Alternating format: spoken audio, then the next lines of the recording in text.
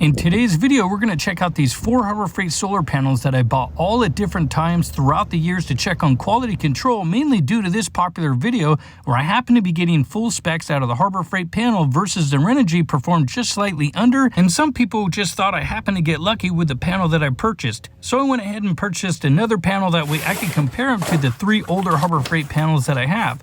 And the first thing I did was I went ahead and put the date on the back of the panel, just like I did with the other 3 throughout the year, one in June, and also a couple that I happened to purchase in February. The first thing we're going to do is pop off all the covers on the back of the junction boxes. This is so we can inspect the solder joints and more, and to see how consistent they are from the time I bought this panel and also the ones that I happened to purchase back in February. We'll start with the newest panel first, and we'll go ahead and take a look at the solder joints, and I'll get a close-up shot, that way you guys can see. So now as we take a look at the solder joints where the wire comes in, a lot of people were debating, is a crimp better or is solder better? And most people seem to think a crimp and solder was the best. But if you look at the solder connections everywhere as far as the diodes and also the bus bars, the solder connections seem to be pretty good to me. So let me know what you think in the comments down below though, if this is par to you or if you think it's just a complete mess. We'll also check out the next one that I bought in June. And again, if you look at this one compared to the one that I just purchased, the consistency, I think, is actually pretty darn close as far as how much solder is on the wires and the solder that's up on the bus bars and also diodes. We'll take another quick peek at the one I just bought. Now we'll move to the ones that I bought in February. Now these ones are actually just a little bit different. If you notice the bus bars and also where the wire comes in, the amount of solder, on both of these that are in February, they're almost identical. The bus bar tab goes over the screw, and also a little bit of extra solder that happens to be on the wire connections.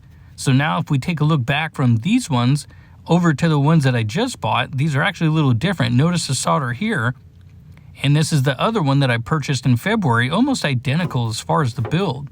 And then as we check on the panel that I bought in June, if you notice the little tab sticking over the screw and also the amount of solder on the wires is almost identical to the panel I just bought. So it seems like the build quality is pretty consistent for the most part on these panels that I just purchased and the ones in February.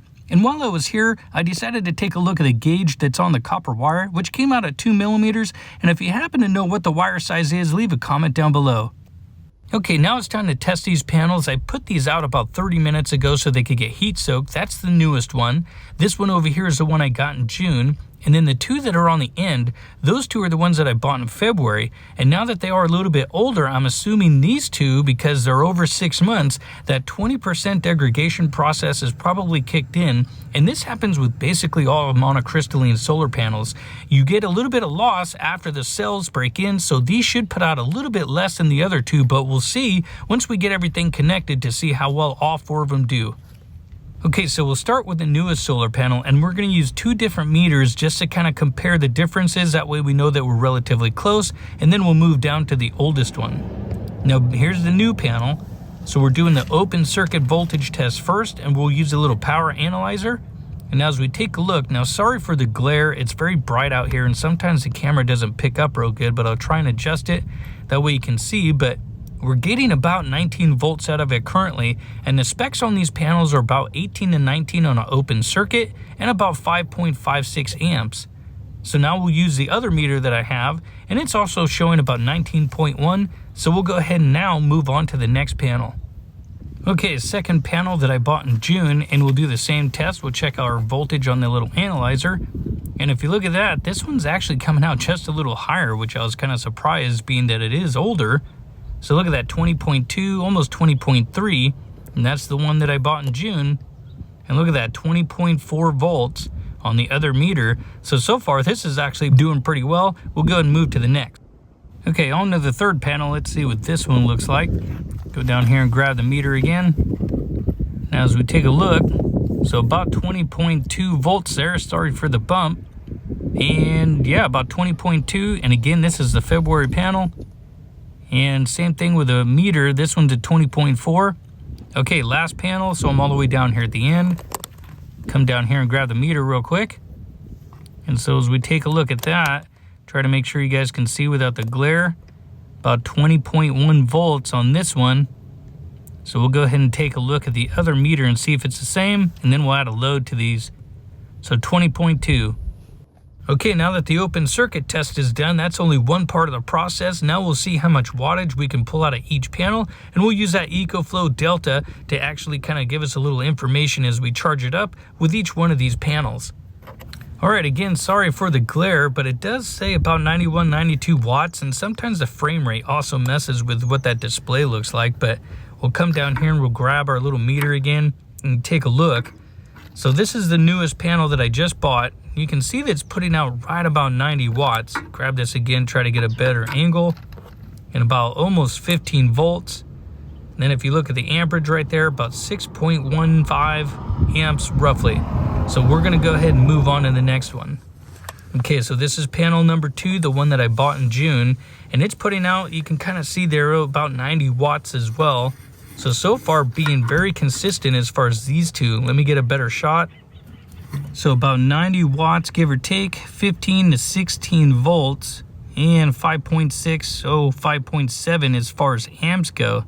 So far these two are actually really close as far as our output, 90 watts, so we'll just kind of leave it at that.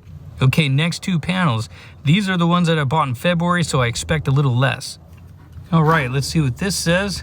And look at that. So right about, not sure if you saw that, sorry, but right about 90 watts and almost 16 volts and 5.7 amps. So far this is doing really good. Now I don't use these two panels all the time. I use them to charge, power stations and more. And I use them maybe once a week, twice a week for several hours. It just kind of depends what I'm testing at the time. But let's check out this last panel and see if it's doing the same. And again, both of these bought in February. So come down here and let me show you on the Delta, kind of get the watts. Look at that. So 91, 92, 93 watts.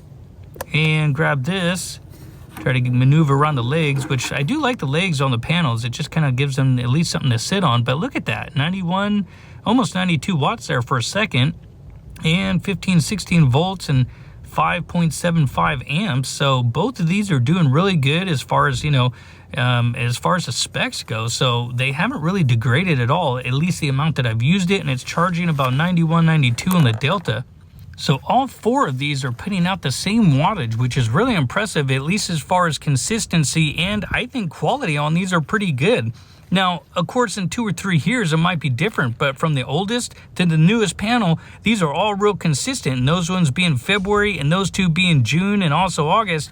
I don't know. You guys have to let me know what you think in the comments down below if you guys happen to think Harbor Freight's still a good deal.